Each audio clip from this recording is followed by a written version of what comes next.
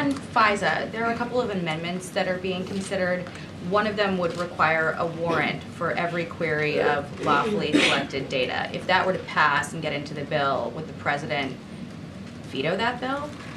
So I'm not in a position to stand here today and make veto threats on behalf of the president. Those are decisions for him to make. What I will tell you is that we do not believe that that serves the national security interests of the United States. And in fact, today I will be making that case to a number of members that the warrant requirement as conceived is not the best way actually to ensure the protection of the personal privacy of Americans. There are a number of other elements of the bill that we have supported that would reform and update FISA to protect the civil liberties of Americans.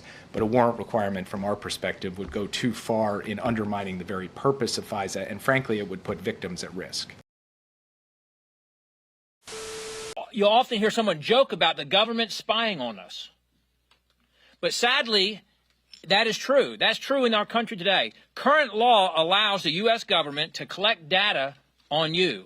It's Section 702 of the Foreign Intelligence Surveillance Act, or FISA. But House Republicans, under the leadership of Speaker Johnson, are on the verge of reauthorizing FISA.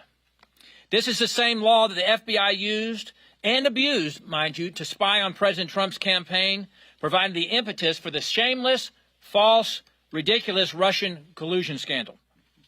To prevent such a tragedy from happening to other Americans, conservatives have worked in good faith throughout the reauthorization process to protect Americans' Fourth Amendment rights from deep state agencies like the FBI and the NSA.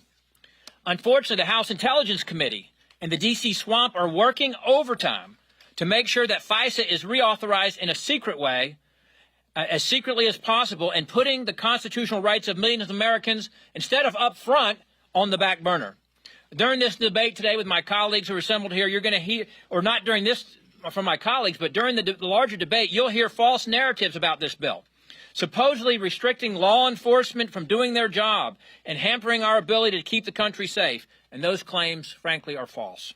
Simply put, anonymous bureaucrats have abused this tool that was intended for foreign surveillance of threats to spy on American citizens. But conservatives are fighting for strict reforms to this law. FISA was reauthorized in 2018. Since then, the world has changed from both a national security standpoint and a technologically advanced standpoint that has resulted in more of your data being in the hands of the tech companies. I can't imagine that when a prior Congress passed the Patriot Act that they expected that its provisions would be used against patriots or even BLM riders, for that matter. That's what's so interesting about this issue. We've seen these authorities abused against the right, the left, the middle, the rural, the urban, certainly people all over this country. And don't take my word for it. When the Inspector General for the Department of Justice, appointed by President Obama, did an analysis of the utilization of these FISA authorities, they found that our intelligence community had violated the law and the regulations 278,000 times.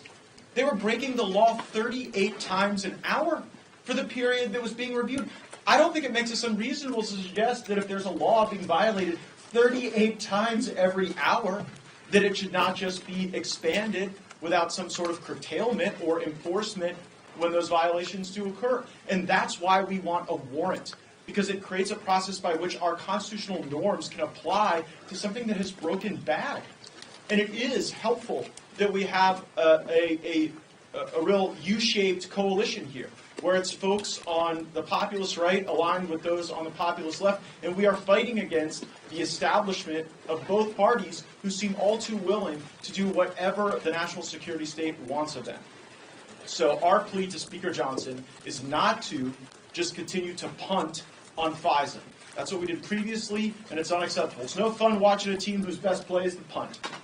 And that's what we did previously, and we shouldn't do that again. And if we're going to make changes to FISA, rather than expanding the authorities, as Chairman Turner and some on the Intelligence Committee want to do, so that they can be weaponized against anybody with just access to Wi-Fi at a Starbucks or a McDonald's, they should be curtailed. And if they are not curtailed, if there's not a willingness in the Senate to curtail these authorities, then we should allow them to expire. as is contemplated originally in the Patriot Act. But a warrant requirement from our perspective would go too far in undermining the very purpose of FISA. From the age of Big Brother, from the age of the thought police,